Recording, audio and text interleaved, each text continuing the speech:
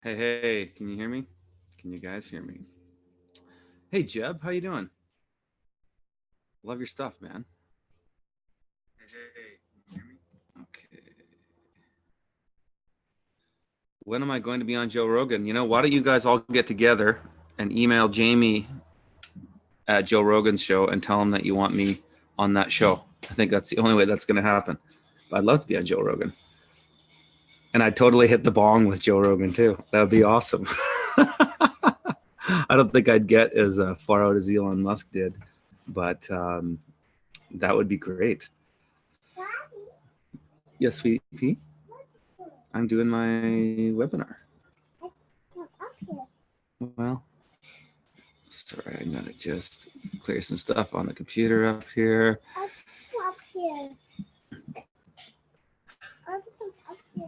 Okay, so this is how these work. Is for those of you who are new to my webinars, the way I've been doing it ever since I got lots of time for YouTube questions because there's not that many from the field questions. But what I do is I take questions from my membership and then I go into questions from you guys. And oh, thank you, Violet. Okay.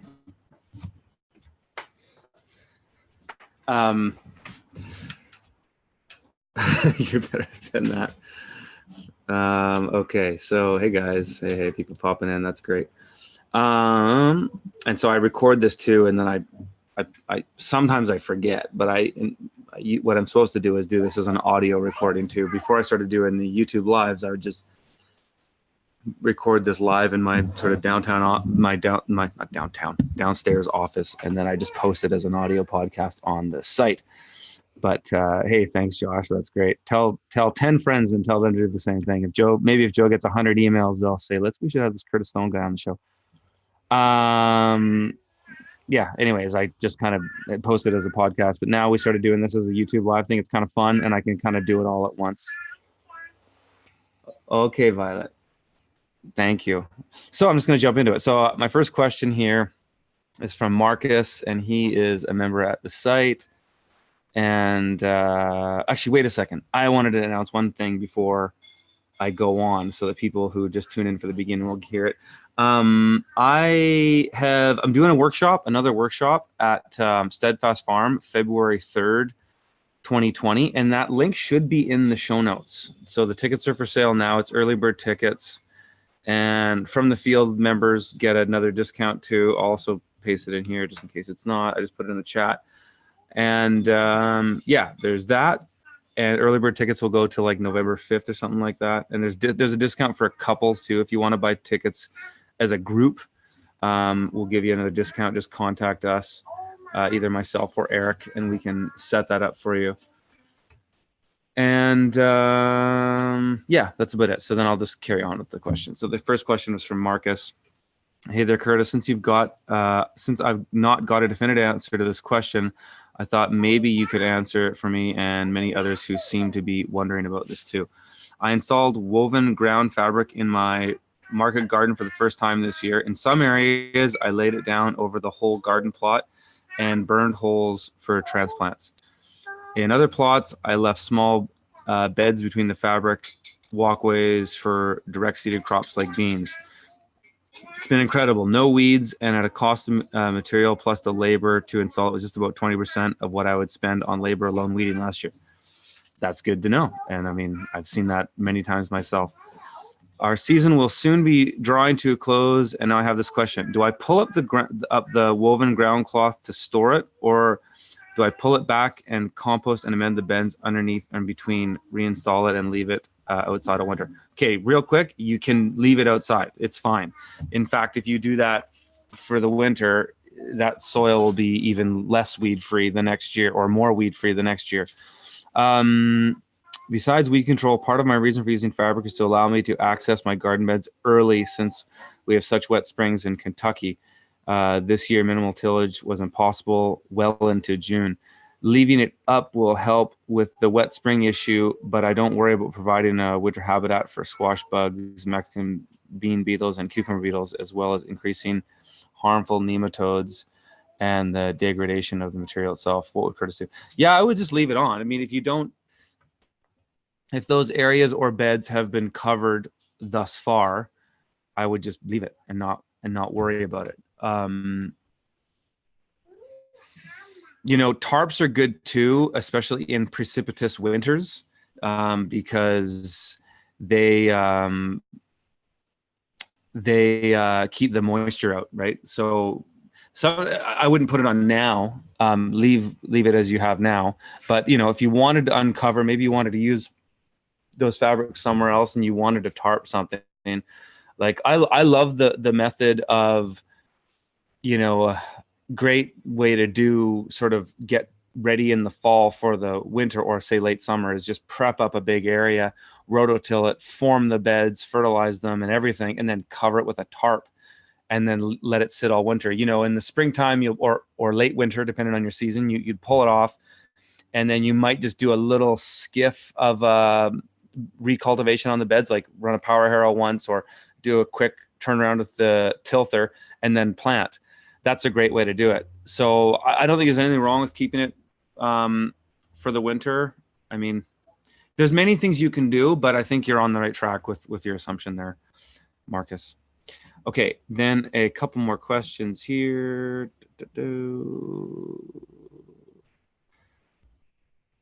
Okay, so another one from Joe. I'm looking in the forum now. Yo, boss, thanks for addressing my questions last week, even though it was very long. I appreciate it. This week's will be short. What is the average yield per 50-foot bed of Salanova lettuce, and what were you selling it for per pound? Average yield, I would say, if you count second and third cuts, mostly just second, 80 pounds. Like that was easy. I'd get 50 on the first cut, and then I'd get about 30 on the second, and then it would diminish even less for the third. But many people just go one cut, and that seems to be advantageous in many ways. One is that your yield is as predicted. So you can get 50 pounds on a 50-foot bed of Salanova if you're doing, if you've got all the normal conditions, you've got a well-fertilized bed, though not, it's not heavy feeder, but, your bed's fertilized and you're not in some anomalous weather pattern, you should get $50 or 50 pounds per bed. I sold that anywhere between $6 to $10 a pound. $6 on the lowest end of wholesale. So I would only sell at that price point. If a customer was buying a consistent, say, 50 pounds a week, then they would be at that price point. And that was very little. I think in our last year, we only had, we'll call it 1.5 customers that got that price point for a kind of only really a certain time of the year, really just summer when it was abundant and it was a 21-day crop and all that. And then the $10 a pound price is kind of what you would be getting at farmer's market. Just selling a $3 bag for 4 ounces, or I always did this 2 for $5 thing. So I always, for all intents and purposes, it's $10 a pound or $2.50 per 4 ounce bag. So yeah, that answers that question. Thanks for that, Joe. Next question is from Barath. Hey, Curtis, I'm thoroughly enjoying the new Q&A format. Thanks. My question for this week. Number one, you previously mentioned excitement about the Kubota BX series. Are you planning on making any video series on the subject? How would a small tractor impact JM's new farm? From production, bed sizes, total labor hours. If you were managing that farm, would you switch to a small tractor? And then 2, I'm getting ready to plant garlic for the first time ever. Several videos have suggested using hay or straw as mulch. I have access to free wood mulch in the city. Do you recommend using this instead of straw? 3, could you share any information you have on any standing version of the Greens Harvester be Eric's packaging box template that was going to be available for purchase? Great questions. I love your format. So let's just go back to the beginning on the Kubota BX series. You know what? That's a great idea for a subject of the video. And so I am definitely going to make a note of that and take you up on that one. I don't know if I can do it this year because I'm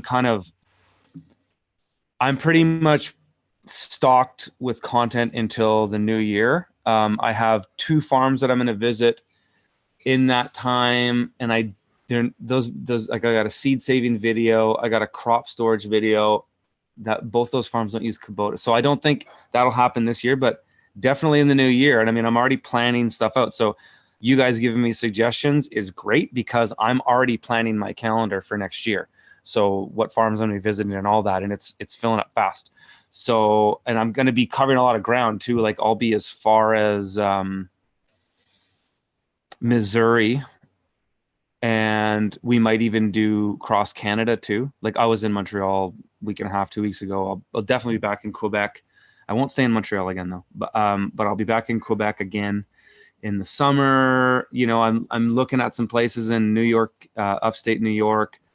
So yeah, we could definitely do that. I like your part of the question here where you say, how would a small impact JM's new farm? And that's, and you're talking about production, bed sizes, labor, and all that. The full stop for that question ends at how would this impact his farm. JM's farm is not designed for the use of a tractor. So it's a non-starter. You have to design a farm based around the equipment that you're using. And this is why market gardens are typically designed in the way they are, and that tractors need about 12 feet to turn around, most of them, like on the smaller side. Some people, if you're really good at backing and kind of doing a 3-point turn kind of thing, maybe you could do it in a tight area. But there's some variables there, that's going to make a mess, especially in the spring. So it's better to just drive a tractor forward and turn around. Maybe one backup or something. And again, I'm not a tractor expert.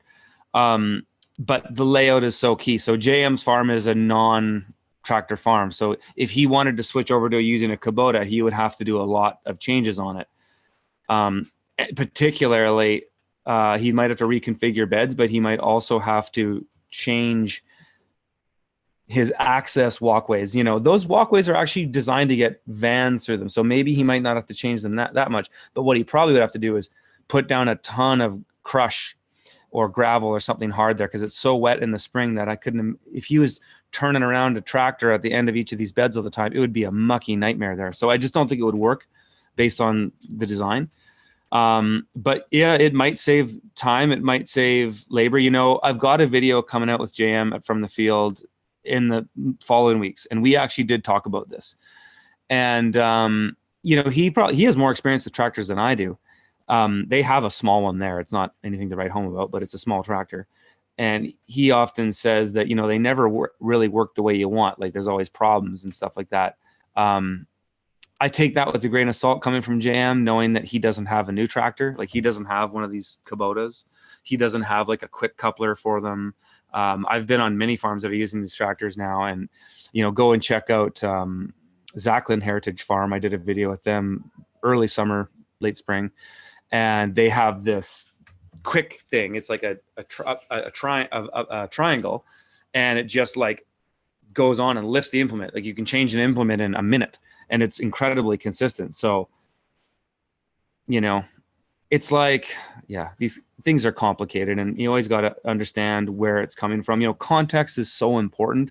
I always say that, in farming, but everything in life, context is so important to understand when you're trying to evaluate something. And so keep that in mind when it comes to those tractors. You're getting ready to plant some garlic. So the question about mulch, I wouldn't use any of it. I find it's a hassle because you got to pull it off in the spring. Depending, wood chips maybe, but then they get mixed up in your beds and you have lots of carbon mixed in your beds. I think just good finished compost with garlic, 2 inches of nice compost, and then put it in your garlic. That's perfect. And that's what a lot of people do. You can even plant your garlic in the soil and then put the compost over top of that too. But I wouldn't recommend either straw or hay. I'm just not a fan, but that's me. That's the context I've worked within. I could be wrong for somebody else. I could be wrong for you, but if you're asking me, I would say neither, just use finished compost. And then share any information I have on the standing version of the greens harvester and, Eric's packing box template. So Eric isn't selling that packing box template. It was something him and I were looking to do together, but the numbers just didn't really make sense. So that's kind of a non-starter there. Sorry about that. That's what being an entrepreneur is all about. You have 12 bad ideas for every good idea. So, I'm no different than most entrepreneurs in that regard.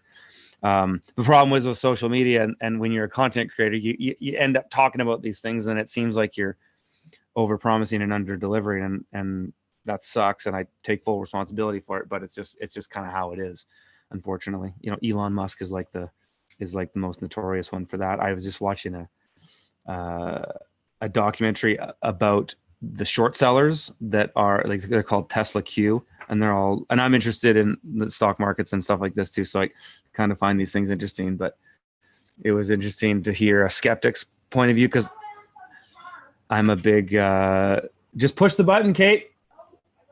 Yeah. My wife was asking about how to unplug the car. It was charging. Oh, she totally distracted me there. But I'm a fan of Tesla. I own a Tesla, and I think that the technology is unbelievable.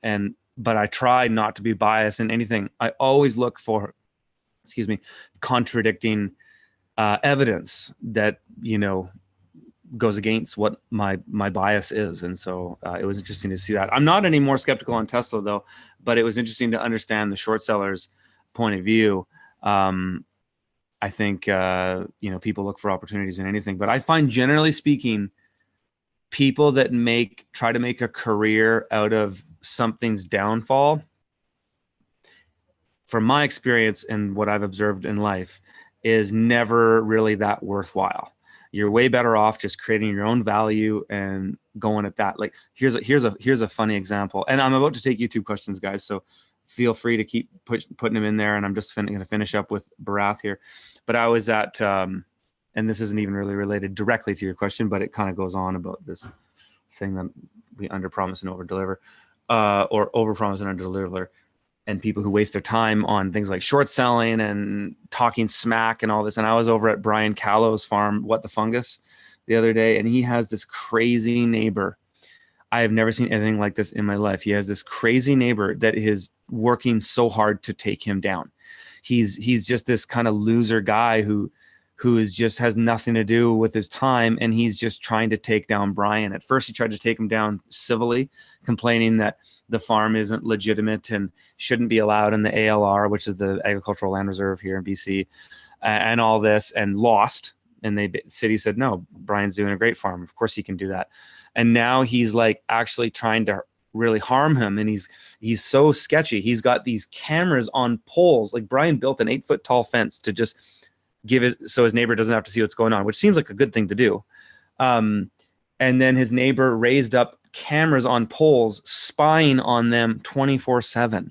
And then he started, he started brooding maggots right next to his fence to flood the farm with flies. It's like, this guy, like, dude, you're not getting yourself ahead. Like, you're not going to win, and you're not going to win for yourself. It's like this whole thing with haters, people who just spend their time hating on other people. And I know there's many reasons to hate on people. Like, I'm pissed off a lot about the system and the injustice of it and all kinds of things like that. But I'm not sitting there spending day and night trolling on forums and message boards, and like, it's like, you're not getting anything done. Like, be a solution, create something, do something.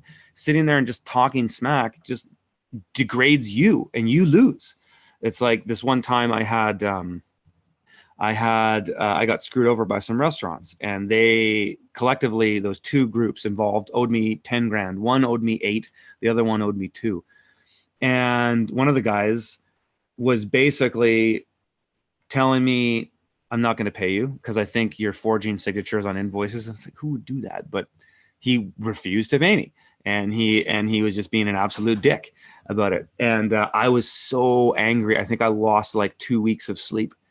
And I just remember having an epiphany at one point, just going like, man, not only has this guy screwed me out of $2,000, but he's screwed me out of 2 weeks of the last 2 weeks of my productivity. I'm actually losing more by being angry about this than the $2,000. And so sometimes you just have to walk away and call a loss and just say, forget about it.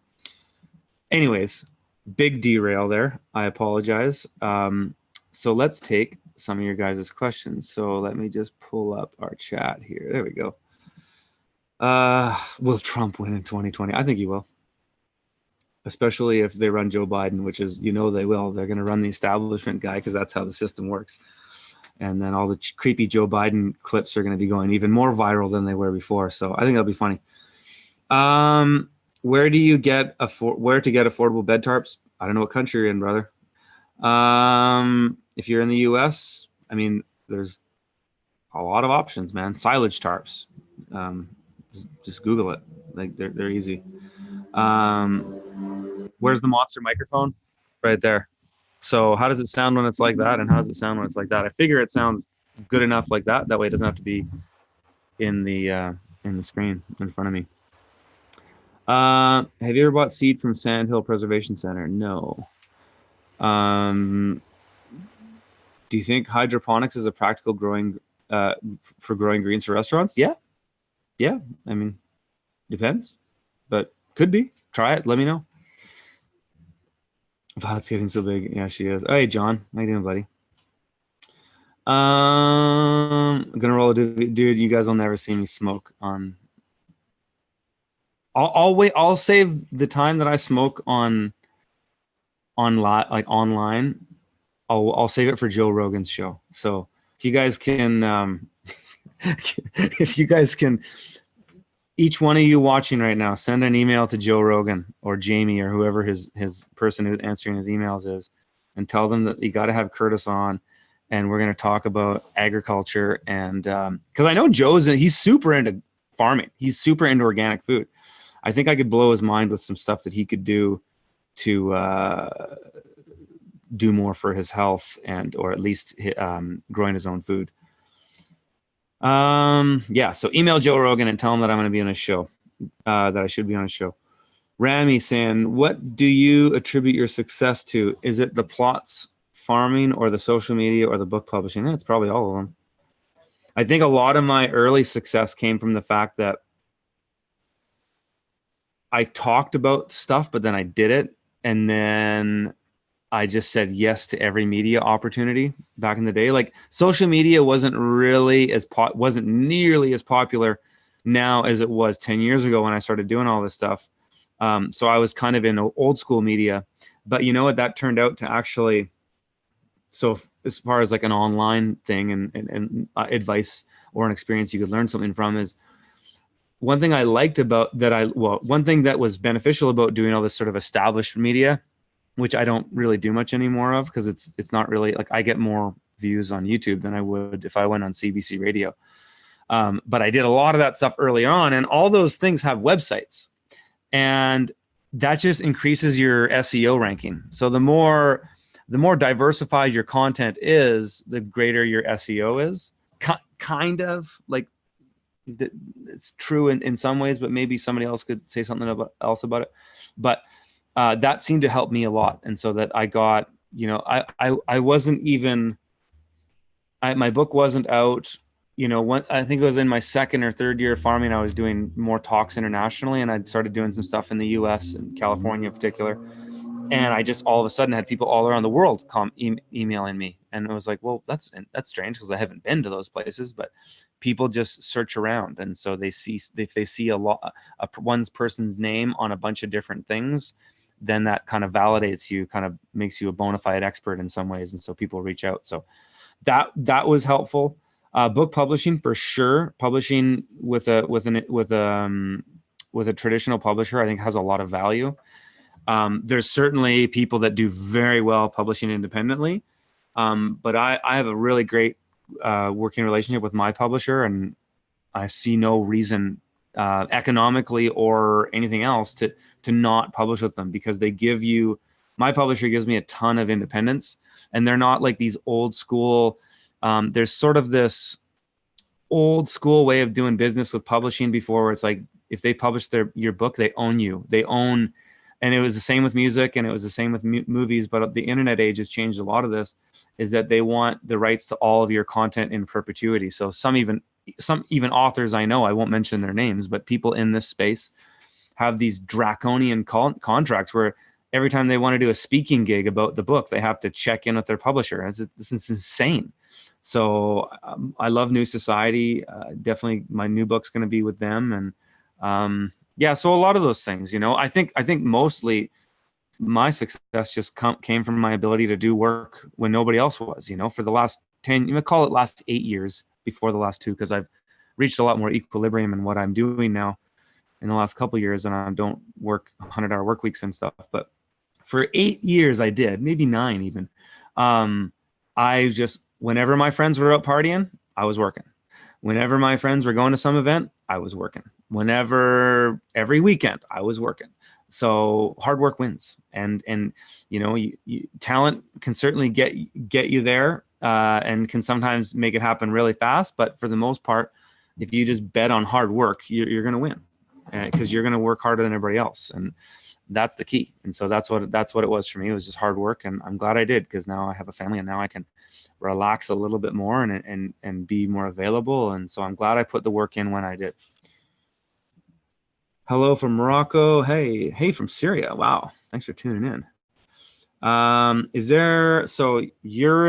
K microgreens, is there money to be made? I see lots of people. Of course there's money to be made, dude. Why do you think I make so many videos about it? Yeah, there's money to be made. I've seen it can happen with those Shopify videos. Yeah, man. Of course there's money to be made.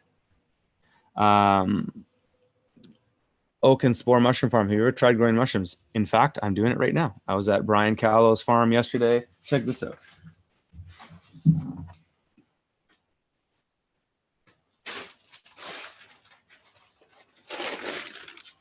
This is, I got a big bag of Brian's mushrooms. I'm making a mushroom bed in my backyard. So I've kind of dug down this area about 3 feet. I'm making a food forest in my backyard actually right now. I just finally got all the wood chips in. It took a long time to get them. But yeah, I'm going to try it. So that's about as far as it goes for me with mushrooms, but I'm very interested in it.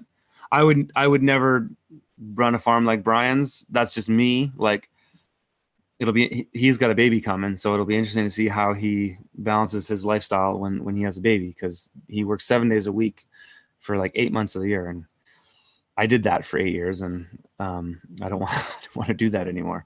5 days a week I can do, but yeah. So anyways, any suggestions on a shipping container greenhouse in Minneapolis? It gets cold here. Was just in Vancouver last week to visit Brian at Food Plus. Oh, cool. Nice.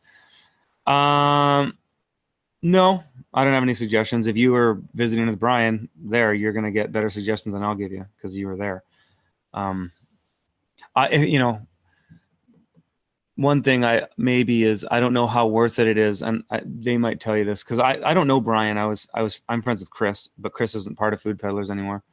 I don't know if they had to do it again, if they would refabricate that shipping container like the way they did, because that was a lot of work, a lot of cutting, a lot of welding. It might just be easier to build a nice high tunnel, but I'll let you decide that. I'm just going to scan to the bottom here and take a quick look. Curtis, is your updated urban farm? No, it's not. I'm actually behind on the book too, unfortunately. If anybody from my publisher is watching, this isn't an official. The book might come out a little bit later, but I'm a little bit behind. It's so hard to write in the summer. Oh my God, I'm not even farming anymore, or farming this year, but it is so hard to write in the summer. I know that things will slow down for me once I get into October, and so that's kind of like I've written. I've got a good outline. I know what I need to write, but I'm not exactly where I want it to be. So, but book's still planning to come out. I'm stoked. I've added a little bit more content. Like I've kind of changed things around a little bit, because when I first started to write it, the plan was to this be about kind of scaling up small farms, and then looking at different scales of farms, and of course, like updating things that needed to be updated from the first one. So it's a different book. It's a totally different book. There's just an update on all the things that were in the last book. Like I'm going to take a lot of, like, it's not like this isn't really the Urban Farmer 2.0. It's something else. It's become an entirely different book. But when I started writing, it was about mostly just like small scale 30-inch bed market gardens. But after visiting a number of tractor-based farms, I realized that there are elements of that I think are really worth discussing, because I think there's a lot of market gardeners out there that are at that threshold where they want to take that to the next level to go there.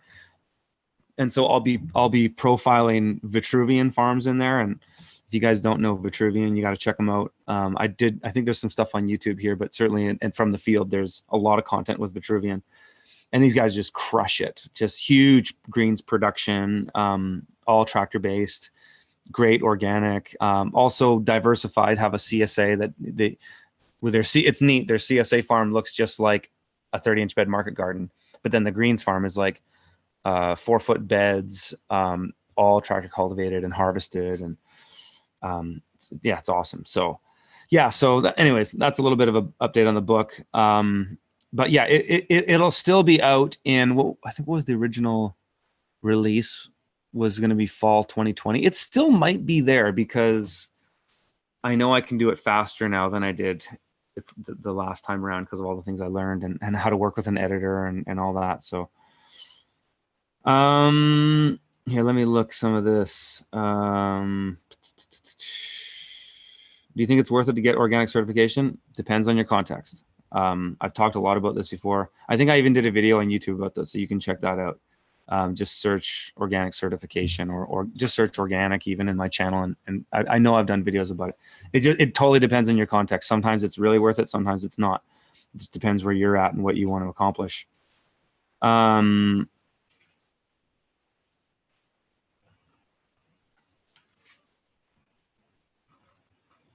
What's the best way to get into microgreens?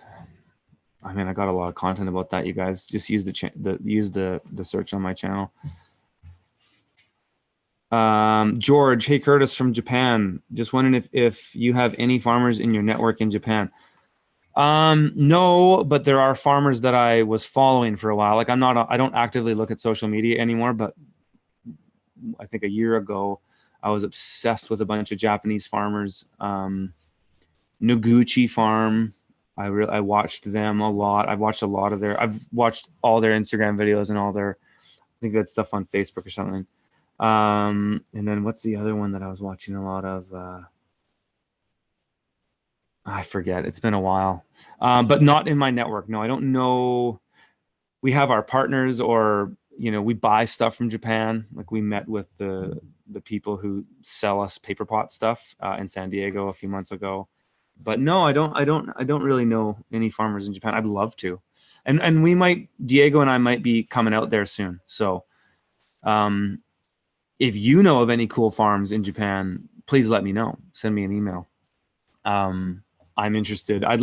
Ideally for me, I'd like to go there, do some business, and then spend a day or two checking out cool farms because it's fascinating what's going on in Japan. I've always found island cultures and small cultures like that interesting. Not that Japan small is a huge population, but the farms are small, and so it's similar to the Italian farms, the Parisian farms of the early 1800s and things like that. I find that stuff incredibly interesting. So I'd love to. Hey, Justin. Hey, Curtis. Justin from Mesa here. I will be growing a large market garden soon for a new market gardener. How much food should I grow? I don't want to grow too much. Dude, that's such a nebulous question. I can't really give you anything there. Like that question is entirely based on your context and what your goals are. And I don't know what those are. So I'm just going to leave that one to you. But Justin, you should be coming to the workshop at Steadfast because you're going to save yourself $20,000, $30,000, $50,000 just by going to that, because you're going to learn so much about what works and what doesn't. I think you asked, it was in the last Q&A, you piped up too saying you're from Mesa, and I probably said the same thing, but the tickets are on sale now. So I think they're in the show notes, and actually I can double check if they're in the show notes. Let's see. Are they in the show notes? Yes, they are. They're in the show notes. So, Jeb, don't contaminate the mushrooms. Yeah, I know. That's hopefully we'll be able to manage that. T-Bone says, how do you define success? It's another context thing. For me, success is number one with your family. And maybe number two, how your impact. So like how much money a person makes is just an easy marker to look at, but it's not really worth that much. I think impact is more important. Like, what did you do to move the needle to improve, um, human well-being, or what did you do to make the world better in some ways? I think that's really important. That's my biggest measure. But I think for me, it's family, because I follow lots of different entrepreneurs and they don't have families, and it kind of, I don't know, kind of like, Tim Ferriss. I love Tim Ferriss's stuff. I've read most of his books, but he doesn't have a family. And so a lot of these things he talks about, I kind of take with a grain of salt. Like, there's certainly tons to learn from Tim Ferriss, and I think he's a great guy, and I'm nothing against him. I'm more interested in when I look at people that I want to model, I'm looking at people who are family guys, than not. And, people that share my values a bit more too. So that's what it is to me. I know that seems kind of nebulous, but that's how I would define it for myself. What else have we got here? I love when people say, what's a question like, what's SEO? Dude, you could literally put that into Google and you would get an answer faster than I could answer it for you. A lot of questions that are just kind of, Joe Rogan interviewed Elon Musk again? What? No, I don't think so. You serious? Have I ever tried DMT? Dimethyl. What does that stand for? I don't think so. I mean, not directly. I've certainly had my share of psychedelics in my younger years, and I am a fan of psilocybin. I think psilocybin is a cool thing. Not interested in actively doing that, but there's a number of years where I would go out with a bunch of guy friends and rent a cabin in the woods and do some mushrooms and have a hero's journey. I think there's a lot of value in that. For some people, it's not for everybody, but I'm a super introspective person, and there's been some very instrumental times in my life that I pivoted for the better from a very, very introspective mushroom trip. So it's been super valuable in my life, but it's not something I've done a ton of. And maybe in my life I've only done, I don't know, mushrooms 20 times or something. I'm turning 40 this week, or this month, September 25th. So, yeah, I think it's great. 100 Fahrenheit in Southern California, dude, that's not that hot. That's not that hot. It gets that up here. We broke 115 Fahrenheit this summer here downtown in my town, plus 18.5 hour long days. So you guys in Southern California got it going on in the winter, but in the summer, it's not that hot. Not that that's great. Why? I don't want 115. That's insane. Even 100 is too much. Hey, Weaver Acre Farms, thanks for the donation, man. I saw that from you the other day.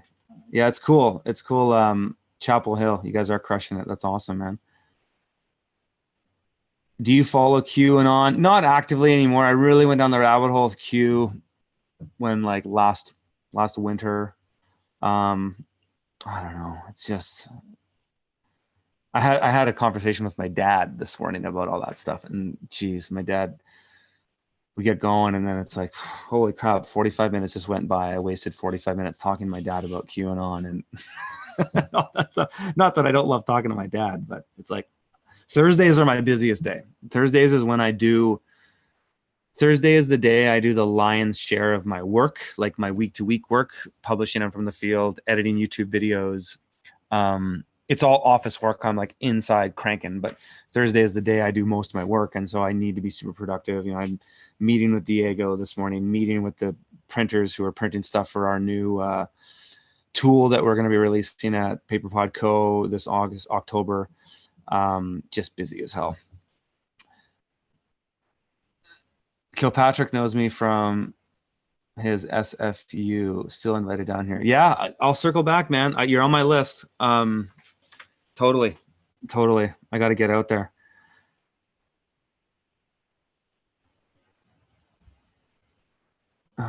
Greetings from Mexico. I'd like to know how much water you pour in your microgreens.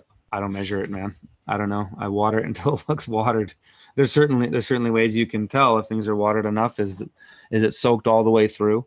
My flats have drainage, right? So, again, like, there's so much context to that question. Even it's like, well, I don't know what you're growing in. So, Will say Curtis, just want to say thanks for everything. Small farmer in Arizona. What are ways you keep your produce cool when transporting around Kelowna?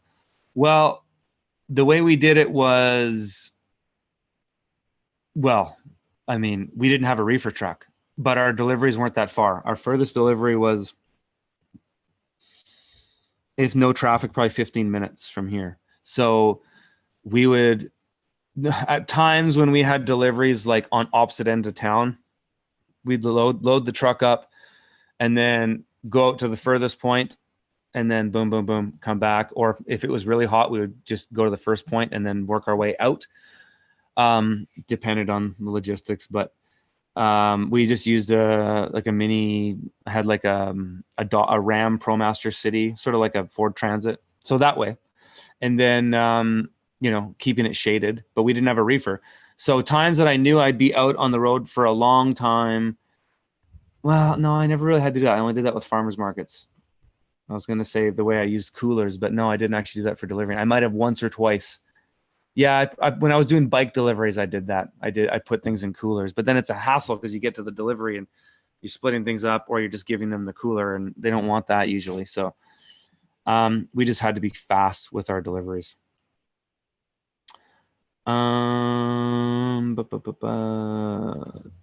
Okay, what's happening on the bottom?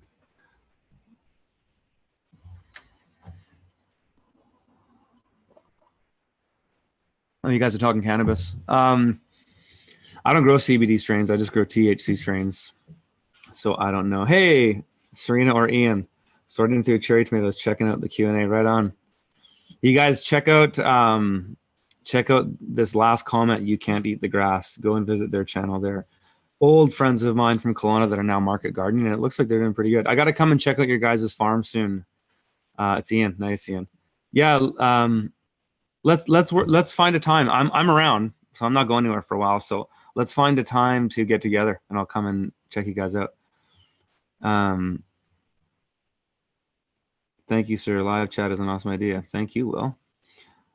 Yeah, on the cannabis side, yeah, mine are getting huge. It's ridiculous. I'm kind of at the point now where I don't really want to grow sativas the way I have. They just get too big, and it's fine, whatever. But Weaver Acres is we're smoker friendly too.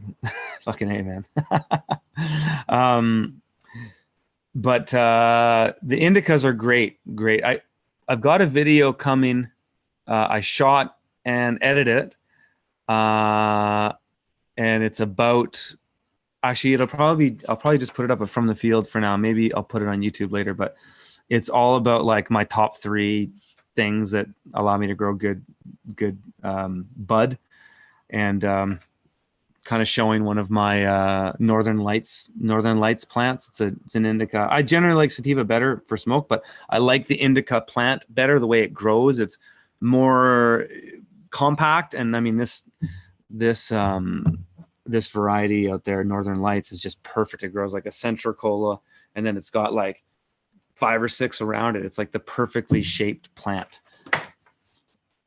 If you want some clones, I can take some for you. It's okay, man. I just go from seed. I have a compact. I grew AK-47. Actually, I really like that one. I did that I did that in the spring because I believe it was an auto. Yeah, it was an auto flowering variety of that, and it was amazing. So that's what I think I'm going to do next year too. Is no, I don't get them to shade. It's just too much to manage. But I'm going to try auto flowering varieties, especially the sativas, outside. Because I've only grown auto flowering in pots, like in like a, whatever it would be, a 3-gallon pot or something. And they own the plant themselves, grow like, you can't see it, but about, I'd say maybe 18 inches tall. And you get like a few ounces off them if you do it right. But I wonder if you do it outside at the right time of the year, like get them in the ground as from transplants right around the summer solstice, and just let them grow like gangbusters in good soil, like deep soil. Because that's one thing I find is with cannabis, you can manipulate it that way. But if you let them grow in the ground, they grow like crazy.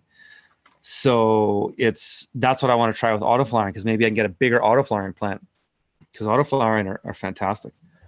The seeds are ridiculously expensive. If any of you guys here are in From the Field, if you haven't watched the Patrick Kane videos at Clutch Hemp Co., check those out, because they're long, right? There's 2 that are really long, but then I did all these sub videos, and there's one specifically where Pat is talking about how you could start a seed company just selling seeds, and you could make $100,000 on a 500 square foot greenhouse. And it's so simple, it's crazy.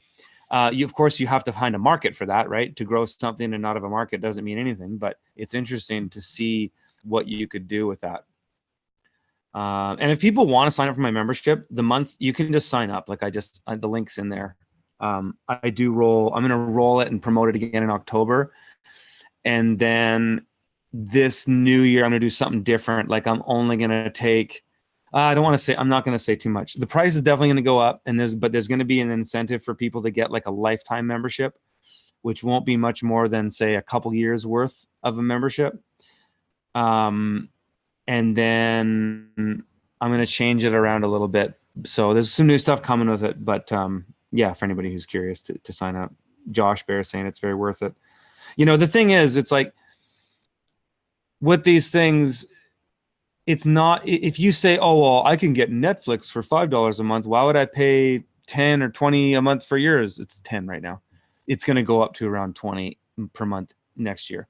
Why would I do it? But it's because if you're just in it for entertainment, you're not going to get any value out of it. If you're interested in going on a live consult basically with me, in the sense that somebody is telling me everything about their operation, and you're serious about anything to do with ag related businesses, you're going to get an insane amount of value out of it. Because like I can tell you, I have learned, I think I said this last year, I'll say it again because it's worth repeating. I've learned more about farming this year than I have at least in the last 3 or 4 years of running my own farm and visiting the farms like I was at the time. Because the way I'm doing it now is I go and my job is to act as a journalist and ask as many questions and get as much information out of my subjects as possible. And that's different than if I was just creating YouTube videos. Like I've been making YouTube videos on farms for a long time. But it's kind of like I go there, I look around, I go, okay, there's a video there, and I do it, and then it's done. They're shorter videos. But now it's like, let's go and explore everything, because time isn't a constraint. To publish really long videos on YouTube, they get the least amount of views. Like, I don't know if any of you guys follow Diego Fuder's stuff. Diego's my partner at Paper Pot Co. Probably one of my closest friends. I just noticed the other day he published a 50-minute video on this microgreens farm on YouTube. Go check it out. It's an amazing video. You're going to get massive amounts of value out of it, but it's got like less than 1,000 views. So it just shows you how the algorithms of this platform on YouTube, and I'm very grateful for YouTube, and I'm happy to be here. And I never stopped publishing to YouTube, even though some people thought I did. I never even said I would stop publishing. But this platform does not favor long form content. It just gets buried. You do not see it in anything trending. It will not show up in your feed. If it doesn't meet the short form, clickbait, catchy thumbnail, stuff like that, it just gets buried. And that's just the game. That's the game. And so that's why I built From the Field, because I don't care about that shit. And I know most of my hardcore followers, which is probably a lot of people here in these live streams, don't care about that either. They just want the information. And that's what I'm trying to do. And we've got such an encyclopedia of content up there. I showed a little bit last week about what's coming. And you can even go on the site. You can go to fromthefield.farm and you can look at all the content. You just can't watch it unless you're a member. But you can see how much stuff is there. And the videos are long. And we're getting so much out of these people. And I'm so fortunate to be able to visit farms that are as abundant mindset set it as I am, and that they're willing to share, and they're not worried about somebody coming and stealing their business. So moving on. Vancouver Island water jet. Most of my fruit trees on Vancouver Island did not fruit this year. Any suggestions? None. No suggestions. I'm not a fruit guy. I'm learning. I just bought 3 apple trees. I got a Gala, a Fuji, and what's the other one? Honeycrisp. And I just got a pear. And what else did I plant? That's all I got now. I got to wait till the spring to get the rest. I'm going to do 2 more cherries, 2 more peaches. I've got a Sieg buckthorn berry in the backyard right now too. So my food forest is coming together. It's just not totally done.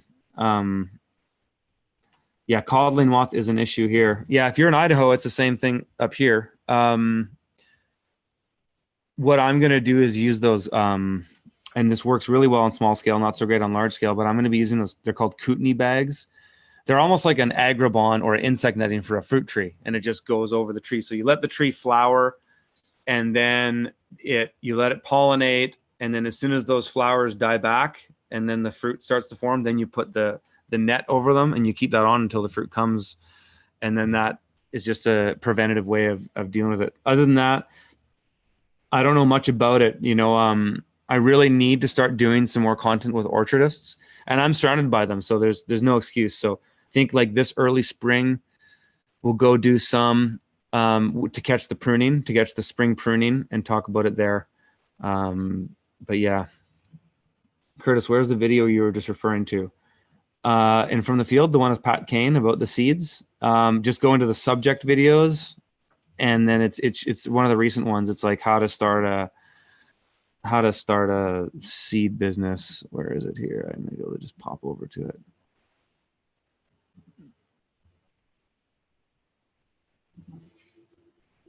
Yeah, I'll let it load and I'll just keep answering questions here. But it's in the subject videos. It's called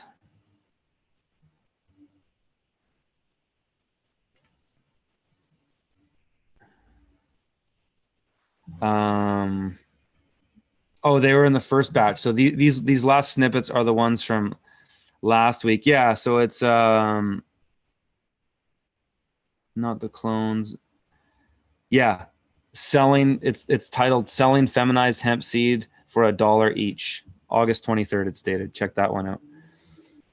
Okay, on to more questions. Hey, any of you guys use Google Chrome? I just switched over to this new browser. I want to tell you about it, and I'm not promoting it. They're not paying me. I'm just going to tell you about it because it's cool. It's called Brave browser, and it's totally like anti-spying. It's like Google, love them or hate them. I think I have a love-hate relationship with Google, but I'm using this Brave browser, and it functions just like Chrome if you use Chrome, and it imports everything from Chrome. So it's like a completely seamless switchover. The browser functions exactly the same, except it's totally not spying on you. So yeah, there, George is validating my thoughts there on the Brave browser. Thanks, George.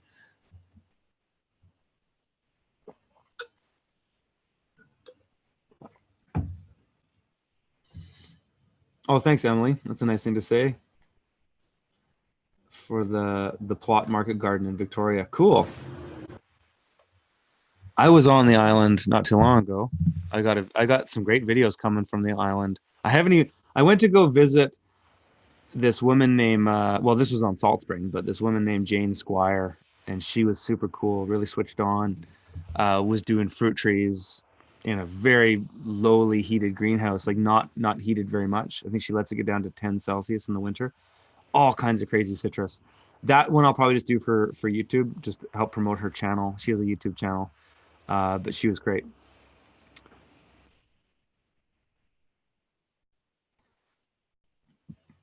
Okay, here's a question from Syria, from Shadi Mail. I'm assuming that's not your name, but your internet handle. How much does it cost to create a greenhouse similar to what you created? And what is the overall cost of starting an agricultural product? Well, I don't know about agricultural product. I mean, you can start a market garden for less than $50,000 if you really bootstrap it. I started mine on 7 and, recapitalized each year.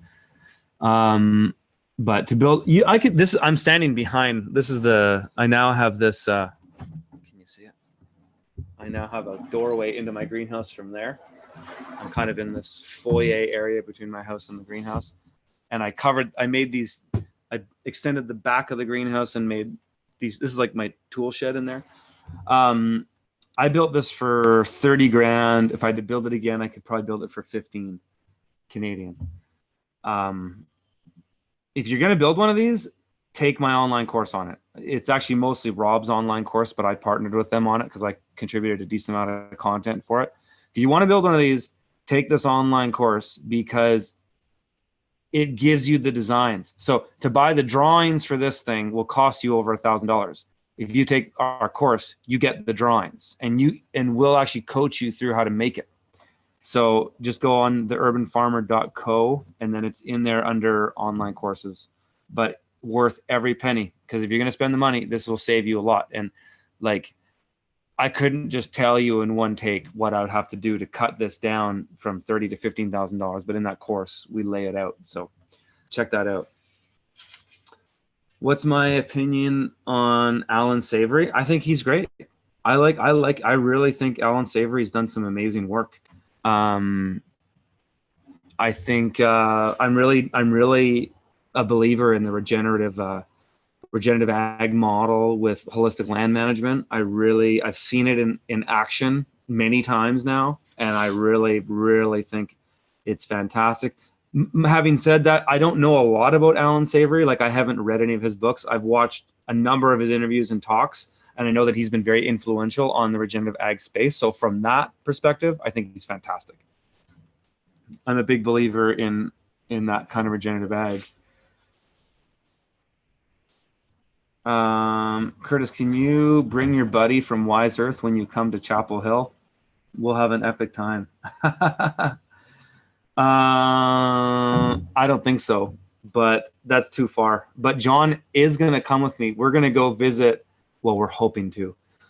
John is a Hutterite, or was a Hutterite. So the Hutterites are like, for Americans, some Americans know about them. If you live in Wyoming or Montana or South Dakota, you probably know what Hutterites are.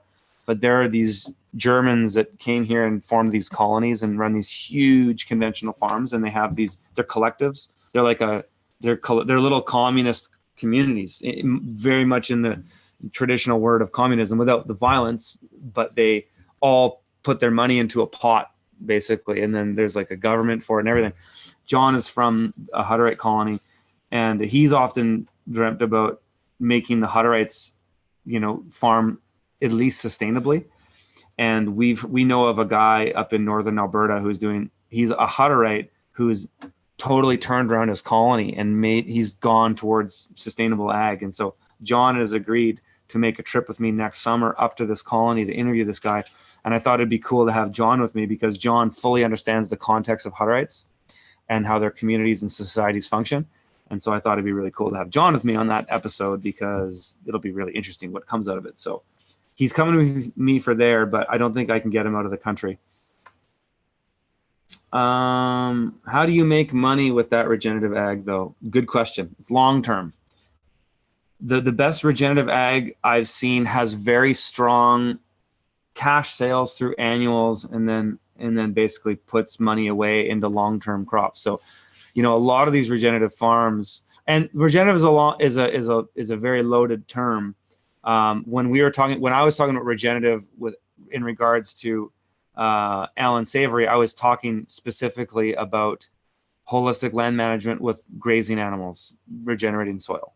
So there's certainly money to be made in there. You're raising animals, right? And if you're selling meat products, you can sell that at a very high premium. So you can do it. But how to make money? Yeah, I mean, the long-term stuff on when you think about like Mark Shepard's work and stuff like that, I don't think the jury's out on that. I think time will be the true judge on how those things go. And I wish him the best, and I hope that it works out.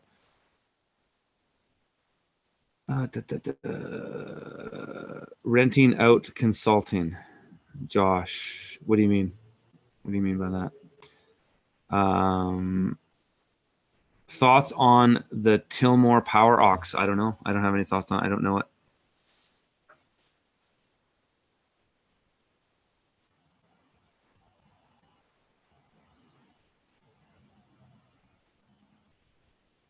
Okay, Josh. I mean, somebody's always got to correct me on something. It's like, yeah, okay, sure. The Anabaptists did start with violence.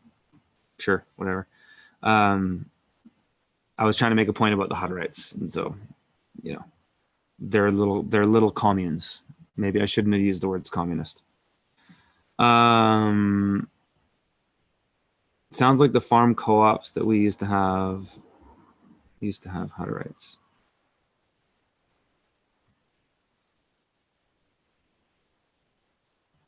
Gabe Brown is making money. Yeah, he is. And you know what? I'm going to Gabe was on my list this year. It just didn't pan out. I did this big Middle America tour, and it was just actually, you know why I didn't go to Gabe is because there's no Tesla superchargers in South Dakota, or he's in North Dakota. I think he's in North Dakota. Um, when I Googled his farm, I couldn't drive to his farm, and I had my Tesla with me on that trip. So um, it was yeah. The network's growing like crazy though. So next year I'll probably be good. So we'll see. I definitely would love to visit Gabe Brown's farm. I like these kind of old school guys that do this stuff. They're not um they're not ideological. Like Gabe seems to be to me like one of those guys. Like he's not an ideologue. And that's not necessarily bad to be idealistic about something. And I'm idealistic about a lot of things. But when it comes to farming, I don't hear him. I mean, maybe he's mentioned climate change and stuff like that, but I don't hear that a lot. I know Joel Salatin says that, even though I don't really even think Joel buys into the narrative of climate change, but he says it because people understand it. And so it's easy to say, yeah, let's put carbon in the soil. And that speaks to a common narrative that you can get people on board with. I have a hard time saying that stuff because I don't buy into the climate change narrative. But I'm an environmental steward, or try to be, and I believe that we should all do that. I just don't believe that the world's going to end in 12 years, because I've been hearing that since I was literally 12. I read a lot of these environmentalist books when I was really young, and I got obsessed with it. And I used to go to bed like terrified. I used to cry myself to sleep when I was 12, 13, 14 years old. I was so terrified the world was going to go to hell. And if you look at history, there's somebody all the time telling us that the world's going to go to hell the next year. So the climate change thing is the same hysteria. And there's people that are profiting huge on that whole thing. It's a big government jerk off. They're just throwing money here and there, and people are racketeering, and it's a total scam. Not to say that humans aren't affecting the climate. I think they are to some degree, though I don't see a lot of evidence to say that a warmer climate is bad. And I can't see the direct links between the things that they claim when they say things like there's more extreme storms. It's like, not really. I've looked at all these long-term ice samples, and there's a lot of scientists that are really smart that don't believe it either. They don't get money from the IPCC or the government, but they it's out there. And this whole 97%, the whole thing for me, yeah, exactly. CO2 is plant food. We have global greening. More carbon is actually, historically, when they looked at ice core samples, at least what I've seen, what I've put together, ice core samples during times where there was more carbon, there was more human flourishing. So human beings thrived in an area when there was more carbon in the atmosphere than there is now. And humans were on this planet when there was like twice as much as there is now. Like we were thriving at 1,000 parts per million. Now we're at 400 and something. So I just don't buy into the fear. And when you follow the money, and I'm not going to say a lot about this. I've thought about producing content about this for a while, but to be honest, I'm kind of scared of that because it's a religion. Climate change is a religion, and people will hate you if you say anything against. I had one guy email me not too long ago, and I would say 99% of the emails I get from people are very positive, or they're inquiring about something, but they're either positive or they're just, checking in, asking a question. Rarely get hateful emails, because emailing requires skin in the game, whereas making a hateful comment on YouTube requires no skin in the game. So when people email me, I do read the emails. Can I respond to all of them? No. But this one guy was so angry that I did a video with Maxime Bernier, and Maxime Bernier wants to pull out of all of the climate change stuff, the Paris Climate Accord and all the UN stuff, and so do I. I just think it's just a racket. Why would we send money to bureaucrats in Europe to twiddle knobs and make themselves rich? It doesn't do anything. But I had this guy, he just was so angry because he probably followed me for a number of years, and he was so pissed off. And I went back and forth with him a couple of times. And at the end, I was like, well, I guess you're just going to have to unfollow me, dude. Because like, whatever. And he think, it's like people in this era, more so than ever, we have access to so much information. You watch something and it totally blows your mind. Like he watched some Netflix documentary called the Big Crunch or something like that. And he was like, you got to watch The Big Crunch. And I was kind of just thinking, oh, that's really cute. You watched the Netflix documentary and you've got it all figured out. Yeah. Okay, man. You don't think that I've been into this stuff forever? Like I've called myself an environmentalist pretty much every year of my life, except this year. I've officially, I would not call myself that anymore, because the more I look, the more I see it's just directly tied to communism and communist ideas. And I'm not interested in collectivization. I'm not interested in wealth redistribution. And the more you look at the climate change stuff and the politics of it, that's all you see is just this dark stuff on just bilking people out of trillions of dollars to do nothing. So, yeah. Do we need government to have a peaceful society? I don't know. Maybe.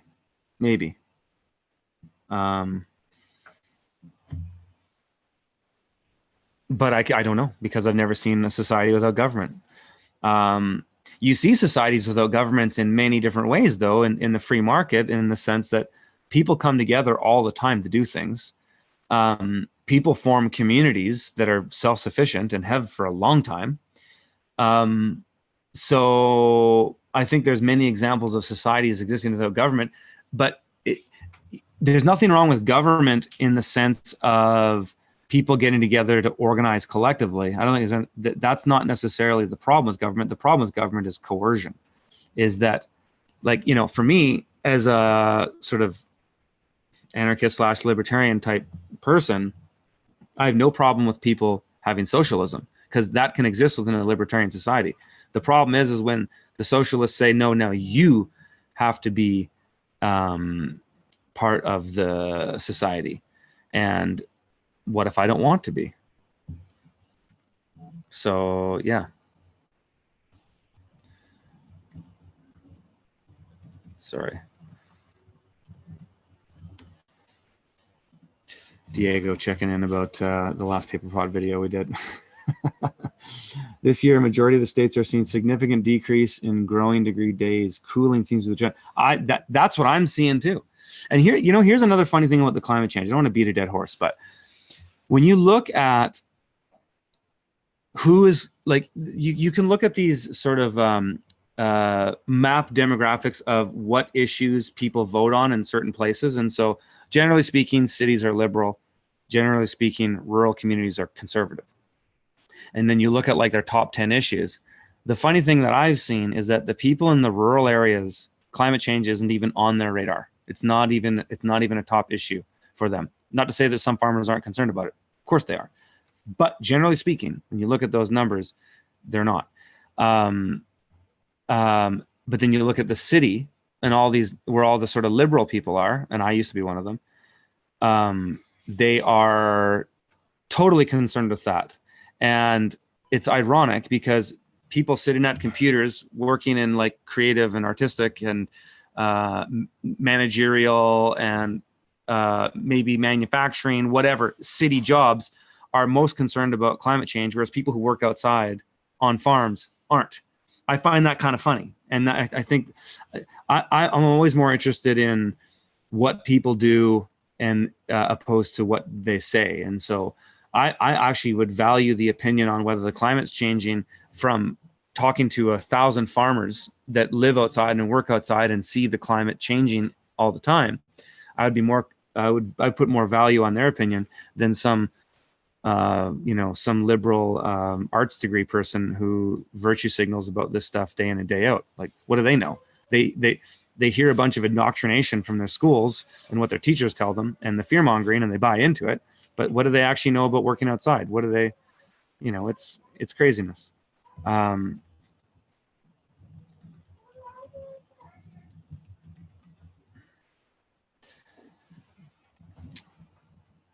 Agorism is a solution. There's a lot of solutions out there. I think the key is pick one and do it. Do something. Like, this is why, I made that video. I think it was last year. I was standing on my roof about when Trump got out of the Paris summit, and I didn't say whether I was for or against it in that video.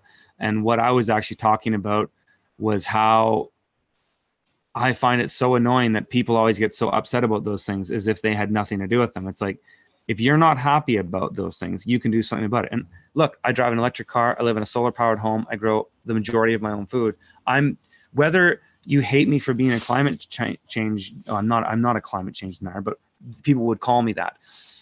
Whether you hate me for that or not, you can still look at my lifestyle and say, well, Curtis is doing a lot of things that people who care for the environment should do. And so what are we talking about then? It's just a stupid opinion, climate change this, climate change that. Who cares? How are you living? How are you following the values that you talk about? Are you putting your money where your mouth is? Are you doing something?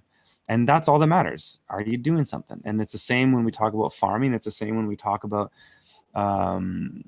success in family life or personal life or spirituality or making money or anything. It's like, what are you doing? Are you doing something?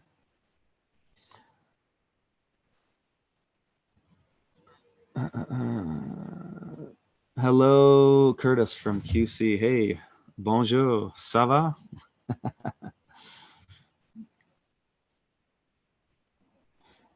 Vermont John. Curtis, sorry for asking again. A few minutes ago, you mentioned a video on microgreens that was valuable, which does not have a lot of views. Oh, that was Diego's video. Diego Futer. Just check him out. He just posted it, I think, last night. You could hide a smart car in potholes. Yes, you certainly could. Hey, Stephen Cornett in the house. Hey, where is he?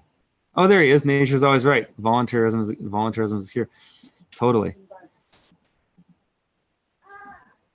Hey, Stephen. Good to see you, buddy. How's the season? I can't wait to come back and check you out next year or something. We'll make a trip down there again. If carbon is so Stephen's saying if carbon was actually the issue, they would be talking about carbon sequestration. All they talk about is global taxation and government. Exactly. It's another financial scheme to just rip off poor people. That's all it is. And a recent one, Stephen, I don't know if you knew about this. I thought this was really funny. So your last commander in chief, Mr. Obama, was probably one of the most vocal politicians on the planet, maybe next to Al Gore, about climate change, at least one that had the loudest voice that could be heard. And so he's been fear-mongering about climate change for his whole presidency. And oceans are rising and all this. But he just spent $14 million on a mansion in Martha's Vineyard, which is a rich person's summer cabin island off the coast of Boston. So if he's that scared of the oceans rising and all the coastal cities losing, why would he spend $14 million on a house? Like, what's the amortization on that? Even for somebody who's rich, people don't make those kinds of moves. It's because he knows it's bullshit, and he knows that all of his crony buddies in the top banks and the central banks are all in it just to make money and enrich themselves. They don't give a shit about the climate. Look at their actions. Look at what they do, not as they say. Look at Leonardo DiCaprio. Look at all these virtue signaling Hollywood elites who live these lavish lifestyles. Even look at David Suzuki. Okay, I used to be a huge David Suzuki fan. In fact, he was probably my number one idol until I was like in my 20s. I looked up to that guy. I watched The Nature of Things from the time I could watch that show. And when I met him, he was a total asshole. But that's something else. But look at what he does, not as he says. So David Suzuki flies private. David Suzuki owns homes all over the world. Dave Suzuki owns homes in coastal areas in Australia. I know he owns homes in a home or homes in Australia. I know he owns real estate in Vancouver. So look as he does, not as he says. And you'll find that their actions don't line up. And is Suzuki lying and all that? I don't know that. I can't prove that. Maybe he just believes his own bullshit so much that he doesn't even look at himself and the actions he takes. So look as people do, not as they say.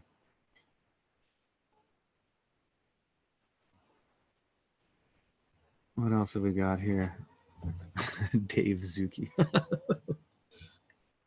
David Suzuki, guys. Same opinion on David Suzuki. Yeah, totally. I mean, I met him. It's like 3 years ago. I was actually invited to partake in.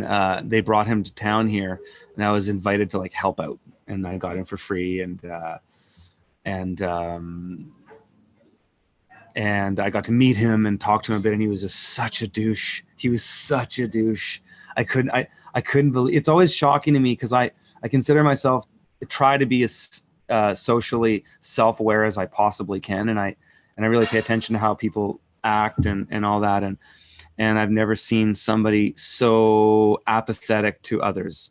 When I met Jordan Peterson in the last, I guess it was last winter in 2019, who was a very famous guy. He was the nicest dude.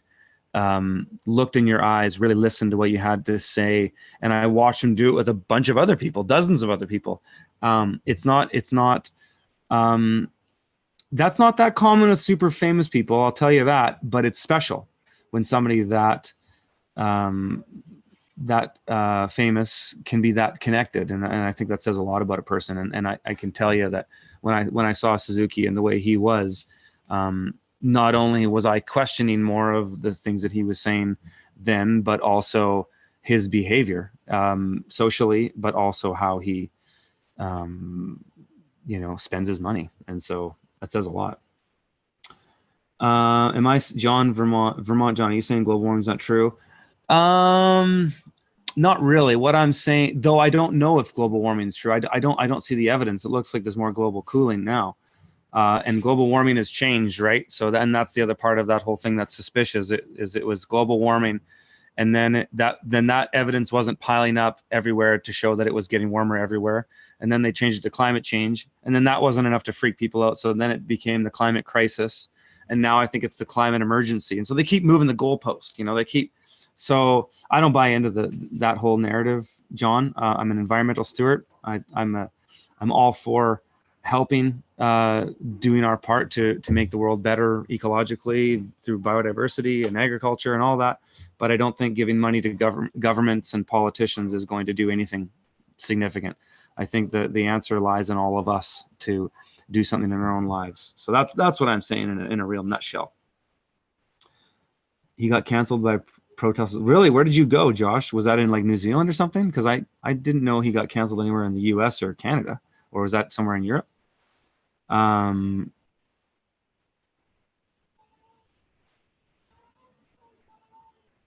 I like that. Alberta beef, totally. In Edmonton, really? In Edmonton? Yeah, but then they did it again though. I think they rebooked it or something. Yeah, that's crazy. He's not producing as much stuff online as he was. He's kind of maybe working on some new content or something, or he's still doing a lot of public speaking. I'm not sure. Yeah, I love this. What Keeley Farm says: the government solving climate change is like them solving the war on drugs. Exactly. If we don't like the war on terror, the war on drugs, and if you look at the people who make money in this, it's all the same people. It's all these cronies who are just rent seekers, and they're just looking for ways to make money doing nothing. And climate change is the perfect vehicle. It's getting harder and harder to coerce people. Like even Noam Chomsky, who's one of the few leftists that I actually still like. He even says that it's harder to coerce people. And so the government needs to pursue more subversive ways to coerce people. And so they do it through other things. And what's really worked in the last number of years, because we've gone the pendulum swung so hard to the left, what's working right now is virtue signaling. virtue signaling is a better way, because it used to be like when this pendulum was more to the right, you'd kind of beat the war drums and get people really pumped up about going to war, and then wars would be the way that all the elites made money, because they get paid the whole way. They sell the arms, they benefit on the cities that get destroyed, because then they get contractors that go in and rebuild it. Like, they make money the whole way. And so they're finding now that there's better ways to make money, and that's just through virtue signaling about climate change, because then you can bilk trillions of dollars out of the governments to go into all these NGOs. And who knows what the best way for politicians to steal money is to get money out of the country. If you do research on how the rich do these things, seems pretty clear to me. And so it's just another way to do that. We as humans aren't helping that, sir. I mean, yeah, we're not. I mean, humans are, but I'm not anti-human, and that's the problem that I find with this whole climate change thing. Is it's anti-human. It's convincing everybody that they should live in poverty, while Leonardo DiCaprio has a private jet to fly his hairstylist up to the Grammys for one day. He'll virtue signal to everybody about how we're screwing up the planet, but he has no skin in the game, and so look as they say, not as they do. This isn't the Thomas. Oh yeah, you guys got to see this one. This isn't the Thomas Sowell shirt. This is my Clinton shirt. That's a funny one. Humans are the only tool we have to fix or destroy. Exactly. Okay, where's some farming questions, guys? How come none of you guys give me any super chats? I do these things and nobody puts up any super chats.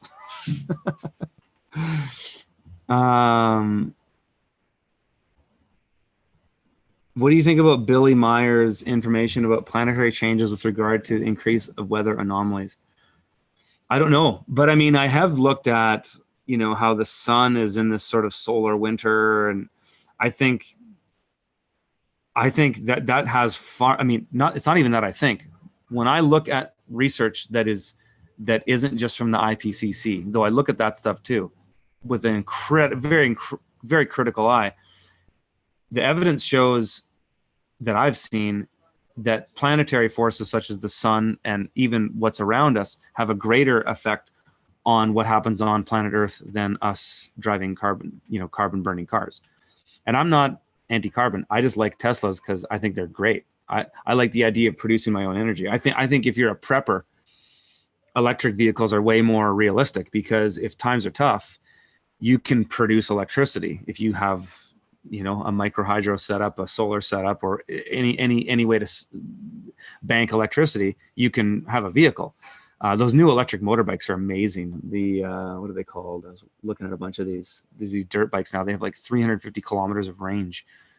They're amazing. But with your thing, Roy, yeah, I think there's the planetary stuff has far more to do with what's going on here than people driving SUVs, which I don't like. I don't like carbon producing cars because I don't want to breathe it. I don't want to breathe carbon monoxide. So I think if the environmentalists were to more focus on issues that were like more localized, I think I would be more of an environmentalist.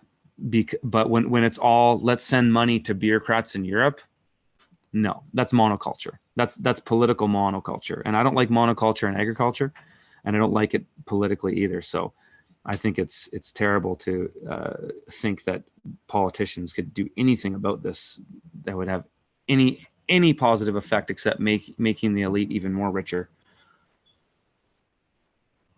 The point is Keeley Farm, Arizona. The point is to keep people in fear so they can profit off them. Exactly. It's always been that way. There's always a crisis. It's like in 1984, war with Eurasia.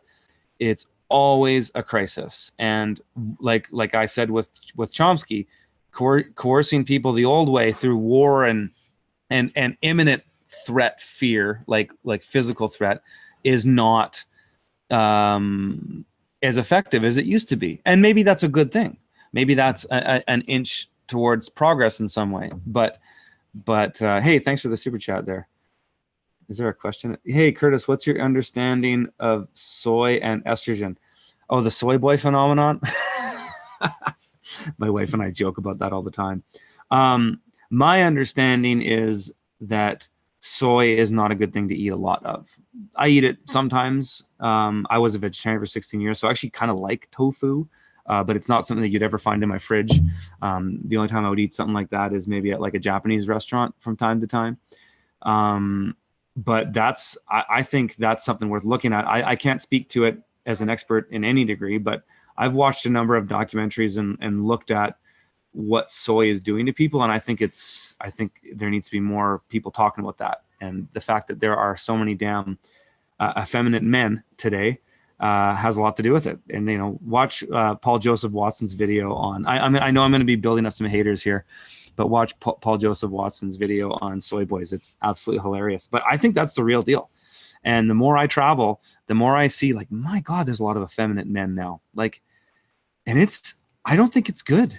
I don't think it's good. I think we need masculinity just as we need femininity. We need the yin and yang. We can't just go all one way or the other. And yeah. Sun Ra. Dude, Sun Ra is like one of my favorite jazz musicians. I'm sure that's where you got the name from.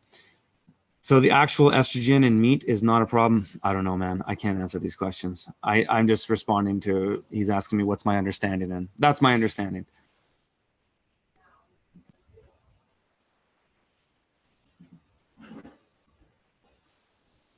Nice. It's true. It's funny. I mean, sometimes I talk about these things and I just assume that people are checking out and annoyed by it. But it seems like you guys kind of like it when I riff on this stuff. So, I want to provide value. I want to provide value, and my lane is small scale farming and all that. So. Rob, hey, I've asked 3 times about microgreens. Dude, like, give me a break. Don't get butthurt because I'm not answering your question. Like, come on. I can't see. I can't. I miss things, right? Give me a break. Can anyone see this chart? H2O versus nutrients. I want water only because I think people will like the idea of no fertilizer. Curtis, thoughts? Sounds cool. I mean, you don't need to fertilize microgreens, technically. Though when I went and visit Vanessa Hannell in Calgary, and her microgreen operation was one of the first. I think it was the first microgreen one we did from the field, and she was putting compost in her soil mix and having impressive results. So it seems like there might be something there, but yeah, I mean, that sounds cool, man. I mean, do whatever works. More people, more steak, hamburgers.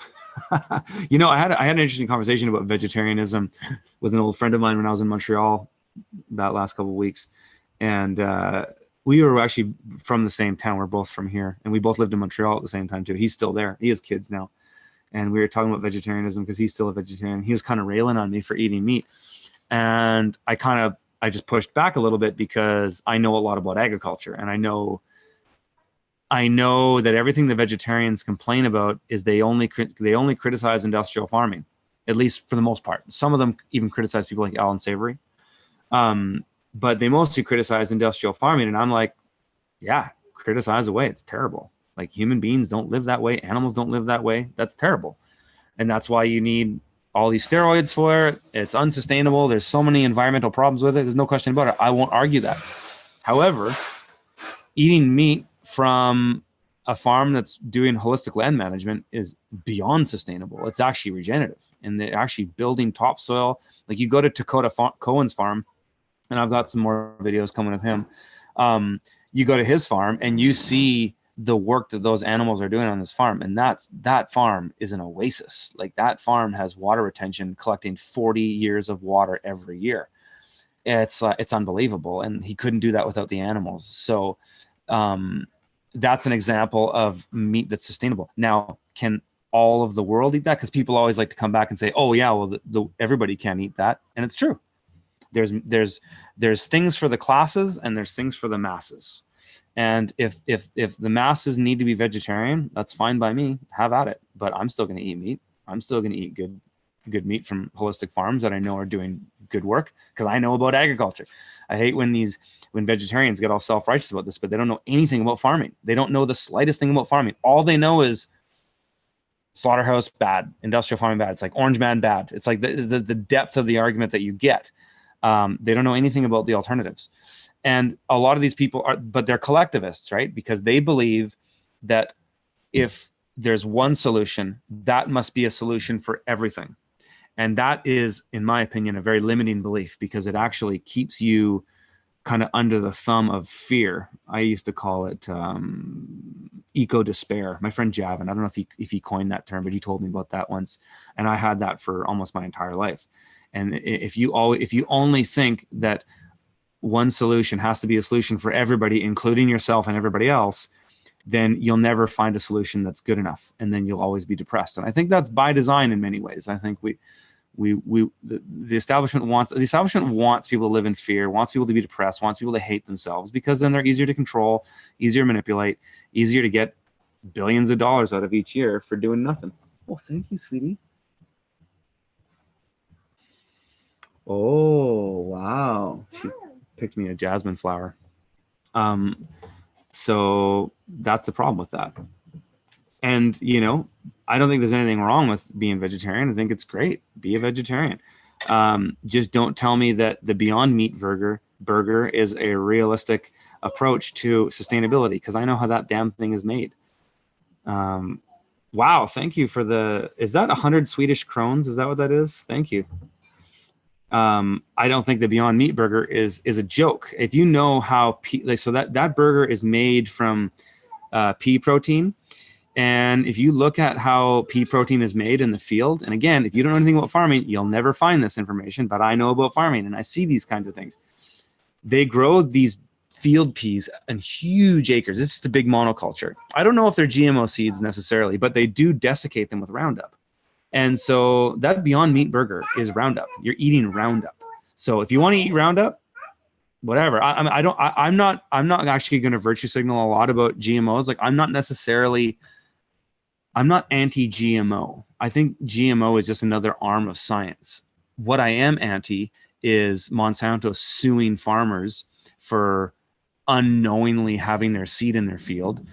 And I don't want to eat Roundup, but if other people want to eat Roundup, have at it. Just don't virtue signal to me about how great your vegetarian diet is saving the planet when you're eating food that comes from monoculture ag that's desiccated and then harvested with Roundup 3 days after it's desiccated. So you're eating Roundup. So it's like it doesn't add up, and if you challenge people on these things, they'll often see your point. But yeah, that's that. Nydia, so you must be from Sweden. Keep it up, man. Just to say thanks for all the motivation information from a fool that just did a down payment on 20 hectares, 65 degrees north, hoping to get the first 48 bids and before it freezes over. Yeah, you better act quick if you're in Sweden, but that's not that much of an undertaking. Break your ground, go in with heavier machinery, even if it's 48 beds, get rent somebody with a tractor, bring a tractor in there with a big rototiller and then a big subsoiler, and just do it and then form out your beds. If you're going to go BCS style, form out your beds with that once you've broken ground. If you want to do this fast, don't break ground with the BCS, break ground with heavy machinery so they don't kill yourself, and then you can get it done a lot quicker. If you had raw ground that was basically prairie grass, you could get this done in a week. If you went in with heavy machinery first to break the ground and then run a subsoiler to just do your broad forking for you, then shape your beds with your BCS, you could get that done in a week. And then you could tarp it up for the winter. And don't even worry about bits of grass sticking out here and there, because once you do that and you tarp it for a Swedish winter, or, I'm assuming you're from Swedish because that looks like Swedish crones, you'll be fine. And you pull that tarp off and, I don't know when it would be up in there. I mean, Richard Perkins doesn't really get out into his field until sometimes early, like I think mid-May even sometimes. So, but you'll be fine. Tarp it, and then that grass will be completely disintegrated by the time you pull that tarp off in the winter, and then go from there. Do you know any fat vegan girls with oral fixation? I think I do. Vegans eat a ton of sugar and a ton of saturated fat. I just see that because we still go to we'll go if we see a really cool looking vegetarian restaurant or vegan restaurant, we'll go to it. Yeah, but I definitely see that. If that's what you're saying, I think I get what you're saying.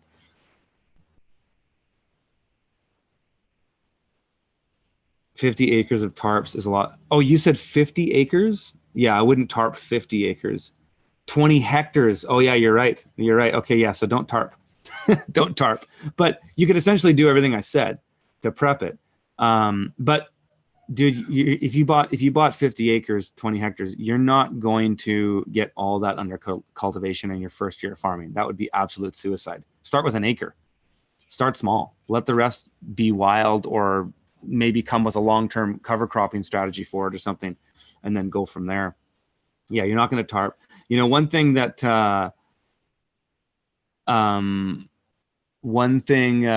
that's important to understand, if you look at the work that I do, or Jean-Martin Fortier does, or a lot of the farmers that I've profiled in my videos, like Eric Schultz, other farmers that I've spent a lot of time with, the tarping only works on small market farms. Tarping is not a thing you do on huge acreage. Jean-Martin Fortier's farm is 10 acres of market farm production. They still use tarps, but 10 acres isn't really convertible. It's 700, 100-foot beds. And so they have tarps for all those. But JM's farm, even if I don't think I would ever farm that big without a tractor. But that's just me. And I think I need to further explore those ideas and why that exactly is. But that's my impulse. The more I have learned about small farming and large farming, is that there's sort of a tipping point where it becomes uneconomical to do BCS 30-inch bed style farming, just because you do need more labor.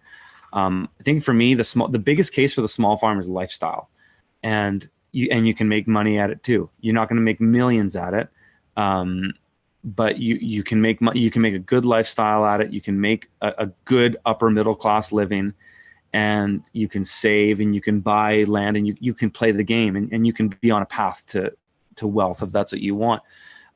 You can do that with the BCS. It's just to really take it home to the bank, I think you need to scale it. But it depends on your goals, right? And it depends on your context, and those are the most important things to ask about what you're going to do when you're starting a farm.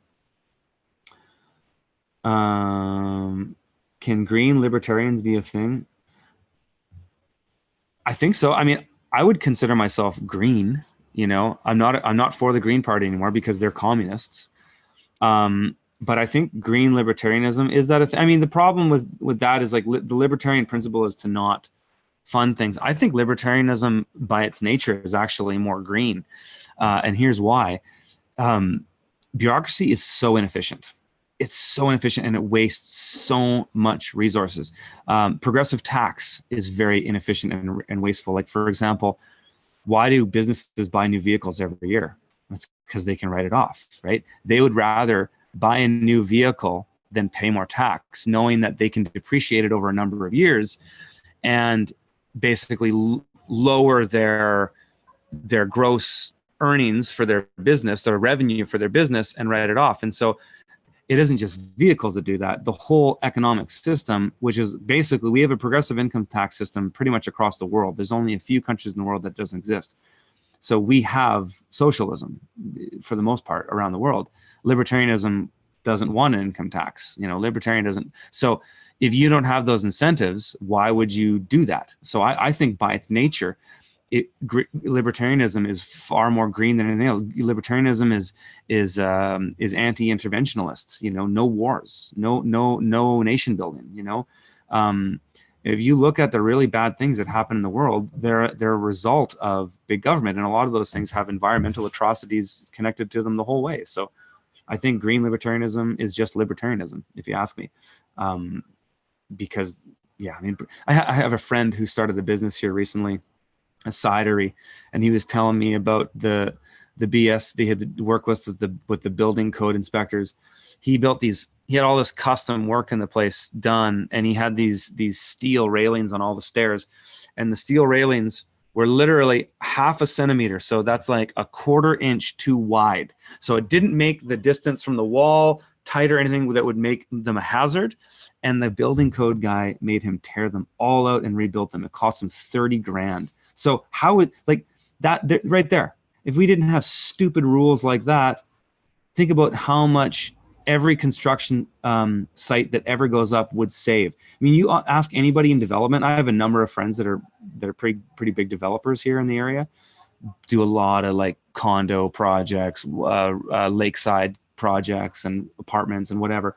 And you talk to them about all the BS that they have to put up with building inspectors and the waste that goes into it. It's absolutely staggering how wasteful it is. So I think a true green government is a libertarian government, because even look at the financial system. I mean, how wasteful is it that we have a financial system that needs to have growth in order to not go in recession? Why do we need growth? It's because we're paying interest to cronies who print money. So if we didn't have that type of thing, we wouldn't have the necessity to have frivolous consumption for the sake of GDP. Think about that. That's probably the biggest case you could make for libertarianism being actually the most green thing we could do.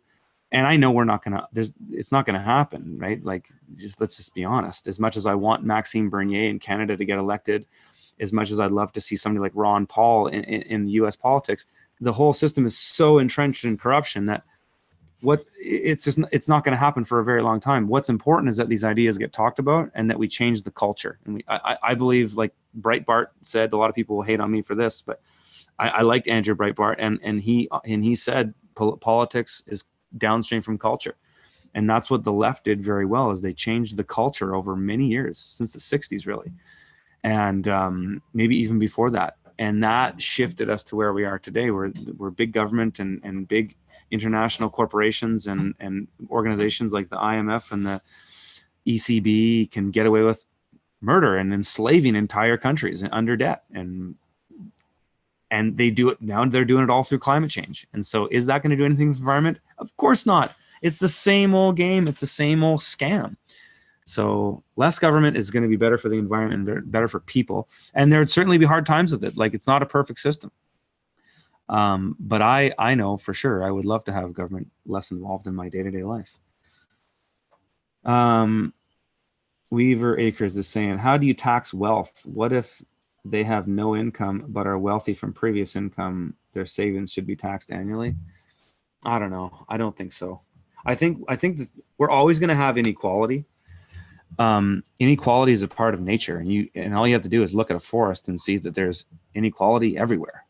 Like, nature is unequal. I think this is why I've been kind of working on these thoughts for many years about how libertarianism is permaculture. Like, if you really understand permaculture, and using nature as a model for how human societies should interact, capitalism and libertarianism they fit right into that. Not crony capitalism, right? Not extreme right wing, but free market, free people, free movement of people, free movement of capital, free movement of ideas. That's what nature does. And I think I don't know where I'm going with that. It's a big thing to think about. Man, you guys love the political questions. Holy crap. Do you like Tulsi? I actually do. I do like Tulsi Gabbard. I think she seems like a woman with integrity. She'll never get elected because the Democrats have no integrity.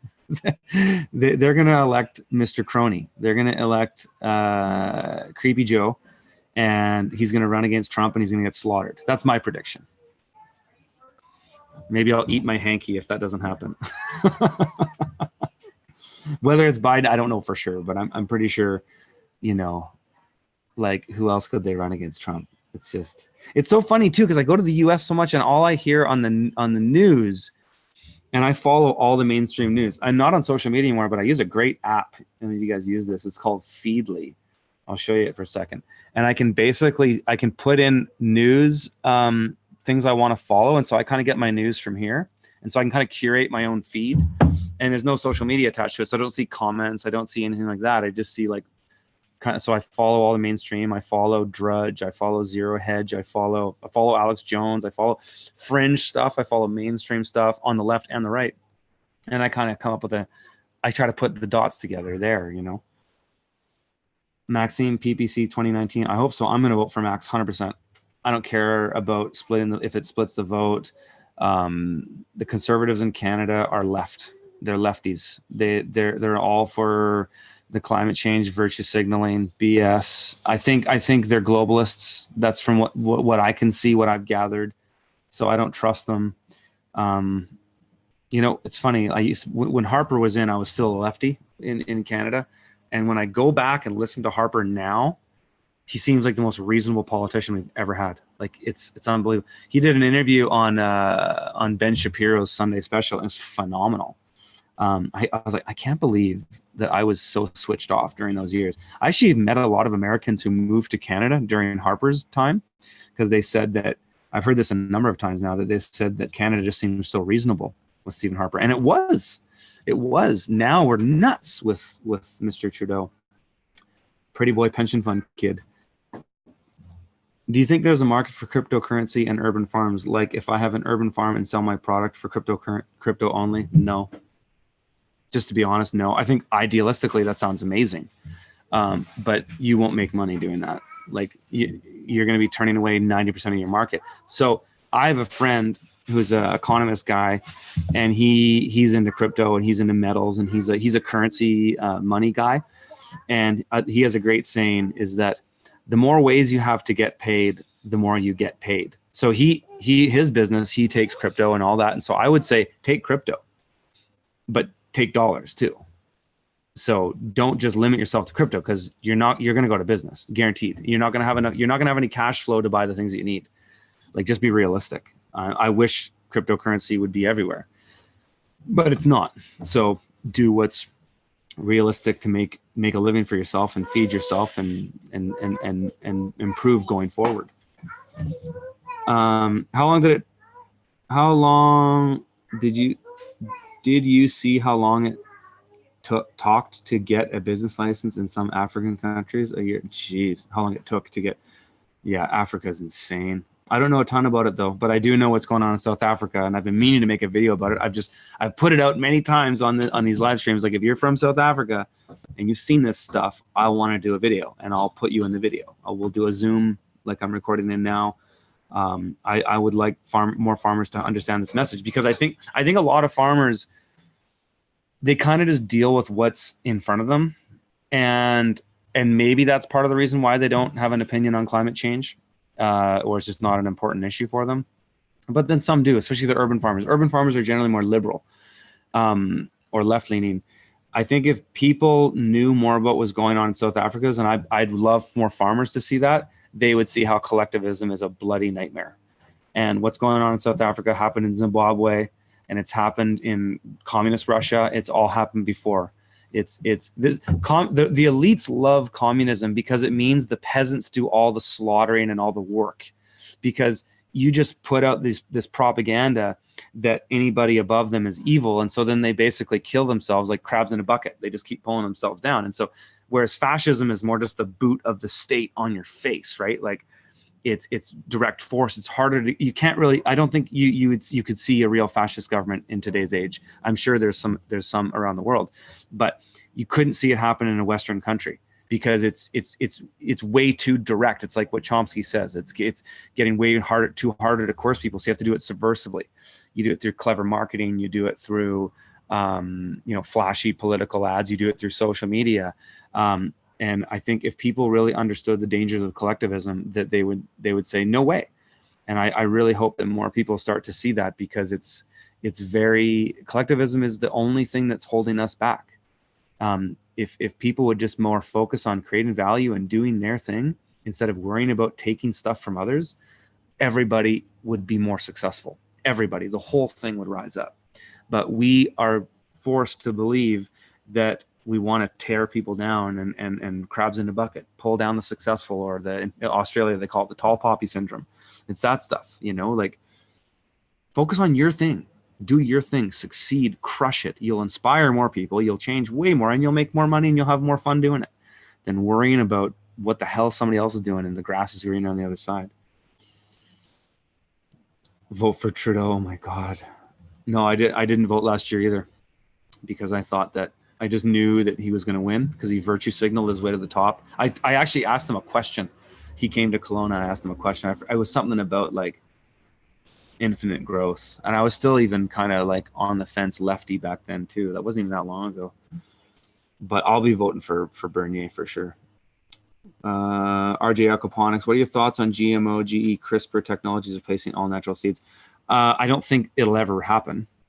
I think that there'll always be a niche and a market for heritage seeds. I'm not worried about that. Like the GMO stuff, I spent a lot of years freaking out about that and panicking and worrying about that. I'm not that worried about it, because I'm not really worried about the masses. I'm really only worried about the 3%. Because if you look, there's this 3% number. I forget where I got this from. Where did I think, was it from that book, The Pendulum or something? I think it was a book I read called The Pendulum. I've read a lot of books. I'm going to come up with a video of my top 5 books this year, as I've read a lot this year. But he talks about how all you ever really need for consensus is 3%. If you get 3% in a society, you can change the whole thing, because those are all the influencers. And so I'm not worried about what the 97% think. I only really worry about what the 3% think, because those are people that will actually move the needle and they'll do stuff. Most people just want to, it's like there's a saying, how does it go? Most people watch what happens. Some people talk about what happens, and the least amount of people make things happen. And so that's what it is. It's just like most people just watch. Most people are just commenting on YouTube and Facebook or whatever, and have all kinds of opinions about everything. And I was one of them for most of my life. But very few people actually do stuff. And then the interesting thing about what I've learned in my journey is the more you surround yourself with those people in that upper echelon, and not just talking about wealth, I'm talking about people who make shit happen. So I'm not talking about rich people. It just so turns out people who make shit happen usually have money. Not all the time though. You get monks and you get people who are influential in other ways, and all the power to them. But once you start rolling with people who do that, you become that. And that's why I'd say it's like one of the best things if you want to really turn your life around is just change your crew, change the people you spend time with. Like what do they say? You are the sum of the 5 closest people to you. So get away all the toxic people, get away all the toxic things, and just hang out with good people and do good things. And you can really turn it around. No dog in Canada's fight. Yeah. Yeah, here's the thing. People in Canada have a dog in the U.S.'s fight, though, because the U.S. is the imperial power of the world. That's why I have a dog in the fight. And I also own businesses in the U.S. So, and most of my content is created in the U.S. So I have a huge dog in the American fight.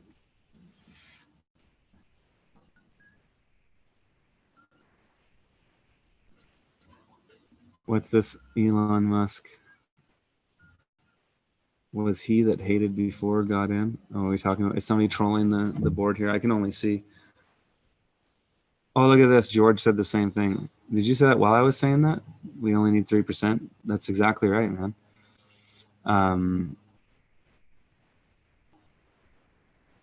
It is why George, again, this is why education and sharing ideas is so important. Exactly. And too, I found too, it's like influencing people in those circles is more, it can have a bigger impact than influencing just the masses too. It's partly why I don't try to make clickbait videos anymore. Not to say that I won't, because sometimes it's fun to just make something and see if it'll get a ton of views. But it's just not my game. I talk about, when it's cool when I hang out with, like, I have some friends. I'm very, very privileged to hang out with some really cool people in my hometown here. Like there's a lot of entrepreneurs here, and I have a group of guys I get together with that are all very, very successful entrepreneurs. And we talk about ideas. Like, we don't talk about BS. Like, we talk about ideas. And it's like, what's her name?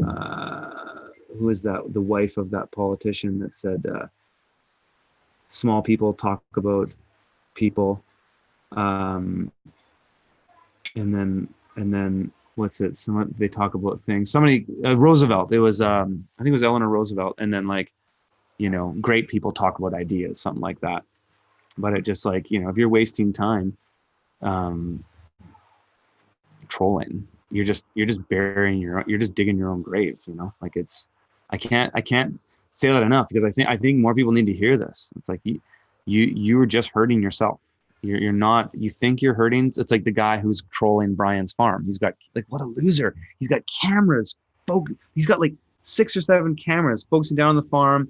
And then he started a maggot farm to breed flies to try and run him. Like, what a loser. He thinks he's driving Brian crazy. Brian's crushing it, man. I was over there yesterday and they're doing the better they've ever had. But this one dude is causing him some problems. But he's really only hurting himself because he's making himself look like an absolute loony in the community. And people see that, it's like all those people that are trolling on message boards and stuff, and they're often like that in their real life, and all their friends and family know it, and they only take what they say with a grain of salt. Every now and then they probably disregard most of what they say. You make that your own reality. Alberta has a big industry and energy. Yeah, it does.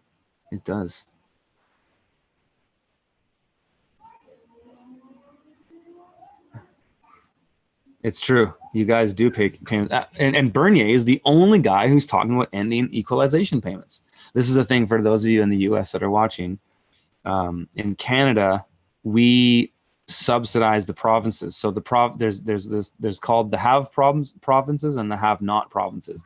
And Alberta and BC are have provinces. Actually, most of Western Canada is, like BC, Alberta, Manitoba, and Saskatchewan are all have provinces. They're all net producers because they're all resource economies, like either ag or natural resources, and they produce way more than they consume, and then they send the rest to Quebec and Ontario, basically. Well, they suck up the most of it because they have the big populations and the huge social programs. And I lived in Quebec. You can get money for anything. There's subsidies for everything. And there's in Alberta too, actually. But what's that? You did? Oh, it's 5 o'clock. Okay, I'm in trouble. Okay, I better get going, you guys. All right, that's it. Wow, that was 2 hours. Okay, that's long. I probably can't do these too long like this anymore. But is Toronto a drag in Canada? I think so. Toronto's a huge money waster. Huge money. And they have, in Toronto, there's a law. It's illegal to have a happy hour. So this is an example of how insane the government is in Toronto. They're regulating happy hours. Like, let that sink in for a second. Anyways, guys, great chatting. Thanks for the From the Field members who submitted questions, and continue to do so in the forum. It looks like the majority of them are going there now. I mean, it's summertime though. People are busy. There's not as many questions as there is in the spring, winter, and fall. And just a reminder that Steadfast Farm 2020, February 3rd, tickets are on sale. It's early bird tickets now. If you're From the Field member, there's discounts that I'll post in there. And you can sign up for my membership site if you want to do that. It's in the show notes, just underneath the Steadfast link. So have yourselves a great weekend, and we will see you. Will I see you guys next week? Let me just check on my calendar. Yeah, we'll be back here next week at the same time. All right.